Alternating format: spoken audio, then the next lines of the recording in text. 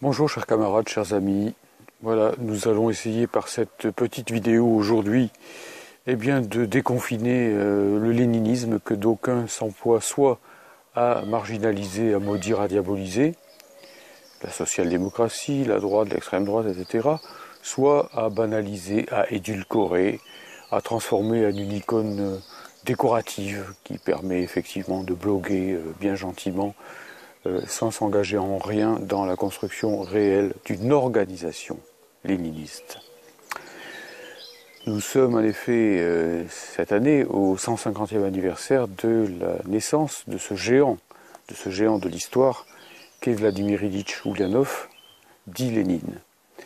Et je voudrais montrer en bref, par cette petite vidéo, que nous ne souffrons pas d'un trop de léninisme, comme on veut nous le faire croire, que le problème n'est pas du tout d'abandonner le léninisme pour on ne sait quelles pratiques utopistes, petites bourgeoises et généralement plus défaitistes les unes que les autres, mais au contraire de revenir à un léninisme sérieux, à un léninisme solide, à un léninisme qui va au combat dont nous avons bien besoin face à ce monde capitaliste qui, la crise du Covid-19 le montre parfaitement, mène l'humanité tout simplement à la mort.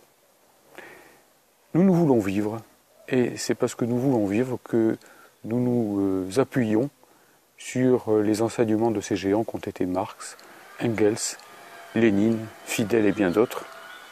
Fidel, oui, tiens, j'ai pris cette petite fleur aujourd'hui qui signifie, vous le savez sans doute, la fidélité, c'est le myosotis, que le plus grand révolutionnaire de la deuxième moitié du XXe siècle s'appelle Fidel, me paraît un élément qui fera sourire ceux qui ont l'oreille un peu psychanalytique.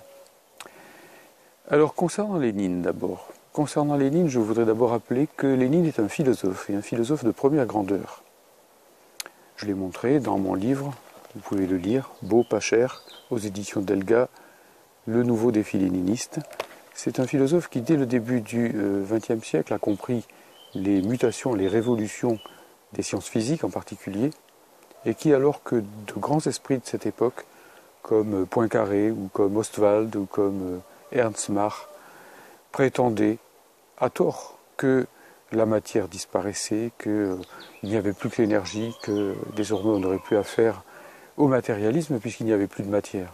Eh bien, Lénine avait compris d'emblée, parce qu'il était dialecticien, que c'était seulement une certaine forme de matérialité, la matérialité purement mécanique telle qu'on la connaissait jusqu'alors, qui s'éclipsait devant des formes plus riches, des formes plus larges, à travers notamment les notions d'onde, de rayonnement, etc. Et il mettait en avant, avec beaucoup de justesse, on peut relire ces textes aujourd'hui, ils sont stupéfiants de modernité, qu'il faut dialectiser, en effet, la matière et l'énergie, qu'il ne faut pas les opposer l'une à l'autre. Donc relisez Lénine, et notamment Matérialisme et empiriocriticisme, texte écrit en 1908 et qui garde toute son actualité, y compris pour ceux qui s'intéressent aux sciences physiques et cosmologiques. Lénine, c'est aussi évidemment un grand théoricien de l'impérialisme, c'est-à-dire du stade suprême du capitalisme parvenu à l'époque des monopoles capitalistes, où la concurrence libre et non faussée n'est plus qu'une fiction, où en réalité, des monopoles de taille nationale, continentale ou mondiale règlent les prix entre eux et pillent les peuples, exportent les capitaux à l'extérieur des frontières de façon à obtenir des prix écrasés, à saigner la classe ouvrière et à diminuer au maximum les frais du capital en augmentant au maximum le profit et le surprofit capitaliste. Nous sommes en plein dans cette époque, celle du capitalisme-impérialisme, d'un capitalisme impérialiste d'autant plus brutal, d'autant plus guerrier, d'autant plus fascisant que la première expérience née de 1917 et de la Révolution d'octobre, la première expérience de socialisme réalisée dans l'histoire a été malheureusement mise en échec, ou plutôt a subi une défaite, et a subi une défaite notamment parce que les impérialistes ont pu s'appuyer dans ces pays sur ceux qui avaient abandonné le léninisme. Je pense bien sûr en tout premier lieu à des gens comme Gorbatchev. Cet impérialisme, nous devons lui faire face aujourd'hui. Il porte un caractère de plus en plus exterministe.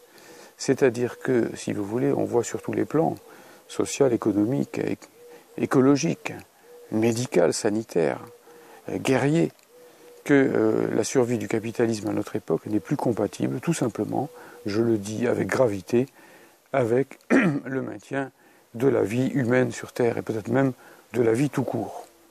Et que par conséquent, comme le dit Fidel, l'humanité, eh bien, elle doit choisir au XXIe siècle, plus que jamais, entre le socialisme et la barbarie, voire même entre le socialisme et la mort. Lénine, c'est aussi quelqu'un qui a vu très clair d'emblée, pendant la Première Guerre mondiale, sur le prétendu mot d'ordre pacifiste que partageaient Trotsky et Kautsky, le chef de la Deuxième Internationale réformiste, des soi-disant États-Unis socialistes d'Europe. Lénine a montré que les États-Unis d'Europe, en régime capitaliste, ne pouvaient être, je reprends ces termes, qu'une utopie ou qu'une barbarie. Ils peuvent être, disait-il très exactement, qu'utopiques ou réactionnaires. C'est ce que nous voyons avec cette Union européenne absolument réactionnaire, de plus en plus fascisante, frayant avec les pires pouvoirs d'extrême droite. Regardez ce qui se passe en Ukraine ou dans les pays baltes, où l'on encense des nostalgiques du Troisième Reich, avec l'appui de l'OTAN, avec, l'accompagnement bénin d'Angela Merkel, de Macron et compagnie. Non, messieurs les réformistes, non, messieurs les trotskistes, l'avenir du socialisme n'est pas à des États-Unis d'Europe, fussent-ils rougis pour les besoins de la cause et rebaptisés États-Unis socialistes d'Europe. L'avenir, c'est d'abord de faire sauter ce carcan, cette prison des peuples, qu'est l'Union européenne capitaliste, de façon que les pays en question puissent retrouver leur souveraineté, leur égalité et leur capacité de coopérer en dehors de ce cadre absolument brutal qu'est l'économie de marché libre et ouverte sur le monde du traité de Maastricht. Voilà le léninisme. Le léninisme n'est pas conciliable avec l'euro-trotskisme, ni avec la social-eurocratie, ni avec l'eurocommunisme, entre guillemets, de ceux qui voudraient, soi-disant, dans le cadre de l'Union européenne, de gentils traités qui permettraient effectivement de raser gratis et de faire ce que l'Union européenne n'a jamais fait, donner des sous aux hôpitaux par exemple. Il faut sortir de ce carcan. Il faut en sortir au plus tôt, car y rester, bah oui, ça serait y rester au sens banal du terme. Ne pas en sortir, ça serait y rester. Ou ça serait en sortir, je pèse là aussi mes mots, les pieds devant. Voilà pour ce deuxième aspect des choses, effectivement. Ensuite, effectivement, le léninisme, oui, ça oblige. Le léninisme, c'est aussi une doctrine de la révolution et de l'État de transition entre le capitalisme et le socialisme, et ça passe, nous dit Lénine après Marx, car Lénine était un marxiste orthodoxe, il a toujours revendiqué cette continuité, par ce qu'il appelait la dictature du prolétariat. Il fait observer, et nous pouvons voir aujourd'hui avec tristesse qu'il n'y a rien à changer à cela, que les prétendues démocraties occidentales impérialistes sont en réalité des plutocraties, c'est-à-dire des pouvoirs de riches. Il n'y a qu'à regarder Trump aux États-Unis qui peut réellement penser une seconde, s'il a un minimum d'esprit critique, que les États-Unis soient une démocratie. C'est une plutocratie de milliardaires dans laquelle effectivement tous les moyens sont bons pour que les riches restent au pouvoir et pour que les plus pauvres soient écrasés. Et regardons notre propre pays, regardons ce qui s'est passé avec les gilets jaunes, comment ils ont été matraqués, comment ils ont été de 100 façons gazés ou éborgnés. En réalité, cette démocratie est une démocratie de façade et uniquement pour la classe dominante et pour les couches qui la servent, pour les bobos, disons, pour le parti maastrichtien unique, pour ce PMU qui se partage le pouvoir en France entre les LR, le PS et Macron, de manière à effectivement toujours éviter les vraies questions, c'est-à-dire la sortie de l'Union européenne, c'est-à-dire la reconstruction d'une France libre, souveraine, solidaire et marchant vers le socialisme. Voilà.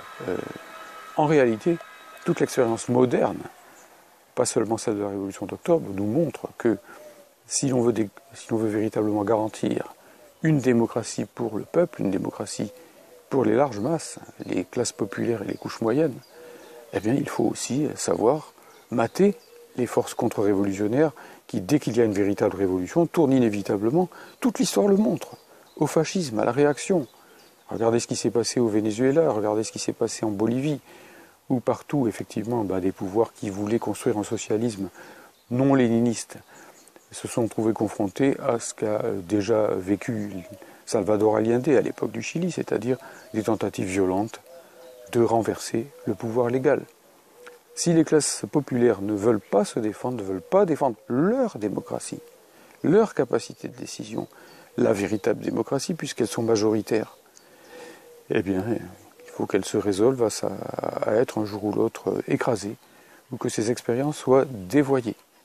C'est pour ça qu'on ne peut pas se dire léniniste si on n'assume pas clairement cette nécessité de la révolution socialiste, du pouvoir de la classe ouvrière et de ses alliés, de la dictature du prolétariat, entendue de façon scientifique, c'est-à-dire démocratie la plus large, la plus développée, la plus directe, la plus participative, pour employer des mots actuels, des masses populaires, mais aussi, bien sûr, capacité de se défendre contre les menées contre-révolutionnaires et plus encore contre les résurgences fascistes. Bon, eh bien, là aussi, pour être léniniste, il faut assumer un autre point qui n'est pas populaire à première vue. Je vais toujours ici contre le courant, c'est le titre d'une brochure de Lénine, signée avec l'un de ses camarades à l'époque. Je vais contre le courant en disant qu'il faut du centralisme démocratique.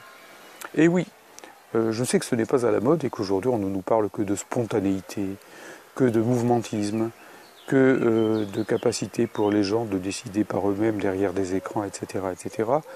Obama, etc., la démocratie numérique et compagnie. Oui, bon, il faut utiliser tous les outils modernes, je suis le dernier à le contester. Mais, surtout, ce qu'il faut, c'est qu'un homme égale une voix, c'est que dans le parti qui est celui des ouvriers, des prolétaires, des employés, des travailleurs en général, eh bien, ce soit bel et bien la majorité, après débat, qui décide. Et une fois qu'elle a décidé, eh bien les dirigeants, eh bien les élus du parti, doivent obéir, doivent obtempérer. C'est ça le centralisme démocratique, ce que voulaient déjà d'ailleurs les Jacobins à l'époque de la Révolution française.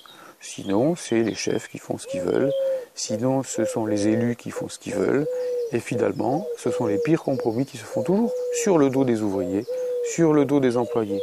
Le centralisme démocratique n'est pas fait du tout pour mater les travailleurs. Au contraire, il est fait pour que les travailleurs dans leur parti soient les maîtres. Et qu'à partir de là, étant les maîtres dans leur parti, ayant en outre une théorie révolutionnaire, celle du marxisme, à leur service, ils puissent analyser par eux-mêmes, librement, les données de la situation politique, orienter leur propre politique, devenir des sujets de l'histoire, entraîner derrière elles la grande masse du peuple, changer la société, changer la vie, bref, devenir collectivement et individuellement des êtres libres. L'enjeu du centralisme démocratique, ce n'est pas la caserne, c'est tout le contraire. L'enjeu du centralisme démocratique véritable, c'est la liberté. C'est l'indépendance de la classe ouvrière dans ses jugements, sa capacité à peser par l'intermédiaire d'un parti de lutte, d'un parti de combat qui fait bien défaut en France en ce moment, eh bien, sur le cours des événements, tant que dans ce pays, nous avons eu un grand parti communiste, léniniste, celui des Duclos, Thorez, Ambroise Croizat, Marcel Paul, Manouchian et j'en passe. Eh bien, nous avancions. La classe ouvrière avançait, le capital reculait. Nous avons d'immenses avancées. Et à tout instant, les capitalistes étaient amenés à reculer parce qu'ils avaient peur de perdre le pouvoir. Tandis que depuis que nous sommes tombés dans les pattes de ce qu'on appelle l'eurocommunisme, c'est-à-dire la déléninisation du parti, l'édulcoration du parti, et sous prétexte de déstalinisation, sa désalinisation, si j'ose dire, son édulcoration, eh bien nous ne cessons de reculer, de subir défaite sur défaite. Nous le voyons en France, nous le voyons en Italie. Et au passage, je salue aujourd'hui, puisque c'est le 25 avril, eh bien, la fête des Italiens antifascistes qui ont libéré leur pays, en grande partie grâce à l'effort des militants du Parti communiste italien, du véritable Parti communiste italien de Togliatti et de Gramsci, qui était un parti léniniste. Je terminerai sur une simple question, c'est que l'expérience historique n'a pas, contrairement à ce qu'il est dit en permanence, invalider le léninisme et la révolution d'octobre. Là encore, je ne dis pas qu'il n'y ait pas eu des erreurs, des dérapages, des dévoiements, bien entendu, et d'ailleurs aucune expérience historique de cette ampleur, qui n'avait pas de précédent, ne peut se passer d'erreurs et de fourvoiements. Regardez ce qui est advenu de notre Révolution française ou de la Commune. L'histoire, ce n'est jamais une avenue toute droite, mais il n'empêche, regardons les choses de la façon la plus claire, la plus matérialiste qui soit. Est-ce que le monde est meilleur maintenant que l'Union soviétique n'existe plus? Est-ce que le monde est meilleur maintenant que l'Allemagne, réunifiée, soi-disant, impose sa loi à toute l'Europe et que la somme des déficits de tous les pays européens est égale à celle des excédents du seul impérialisme allemand? Est-ce que le monde est meilleur maintenant que la mondialisation capitaliste inflige toutes ces horreurs en permanence à tous les peuples, guerres impérialistes, fascisation, migration de peuples forcés, pandémies sur lesquelles effectivement la casse des hôpitaux publics par l'austérité laisse les peuples à nu? Est-ce que le monde est meilleur avec ça? Est-ce qu'un monde dans lequel le drapeau rouge frappé de la faucille et du marteau, le drapeau des ouvriers et des paysans a été abattu est un monde meilleur? Eh bien je dis non. Et vous le savez tous, vous les ouvriers et les employés, vous voyez bien que dans ce monde dans lequel il n'y a plus un grand parti communiste pour vous défendre, une CGT de classe et de masse qui n'est plus adhérente, qui ne serait plus adhérente à la CES pour vous défendre, eh bien c'est plus difficile et les capitalistes marquent des points et vous infligent des défaites redoutables, des périodes cauchemardesques comme celles que nous vivons. Et les Russes, qu'est-ce qu'ils en pensent, les Russes, puisqu'ils ont vécu les deux expériences? Toutes les expériences le montrent, tous les sondages, y compris faits par des instituts bourgeois, le montrent. En réalité, massivement, les Russes, à 70%, déclarent que l'Union soviétique c'était mieux que ce qu'ils ont maintenant, que le socialisme est meilleur que le capitalisme. Et quand ils disent ça, c'est pas parce qu'ils sont bêtement nostalgiques et qu'ils oublient les défauts innombrables qu'a subi cette première expérience, surtout à la fin, où la stagnation a bel et bien existé. C'est parce que tout simplement, ils ont constaté que ce socialisme, même insuffisant, était de toute façon meilleur pour eux, pour les masses populaires, que le meilleur des capitalismes, qui lui ne va bien que pour les mafias, qui se sont appropriés le pays et qui l'ont mis en coupe réglée. Alors oui, la question du léninisme, c'est bien celle-là, c'est la question centrale pour notre époque. Le capitalisme conduit l'humanité à sa perte, et c'est le socialisme et le communisme qui peuvent, seuls, en mettant les hommes dans leur capacité commune à s'emparer des moyens scientifiques et des ressources naturelles, en position de sujet de l'histoire, en position d'un dialogue équilibré avec la nature, leur permettre de vivre, de se développer et d'être heureux, d'accéder à ce que le premier communiste de l'époque moderne, Gracchus Babeuf, qui était français, appelait le bonheur commun. Bref, la question du léninisme, c'est la question du socialisme pour la France, c'est la question du communisme pour le monde, c'est-à-dire, au fond, c'est la question de la paix, c'est la question du développement, c'est la question de la vie pour l'humanité. Vive le léninisme! Ne soyons pas honteux, mais soyons fiers de porter le drapeau de Lénine. Et si vous voulez en savoir plus, lisez mon petit livre paru aux éditions d'Elga, Le nouveau défi léniniste. Merci de votre attention.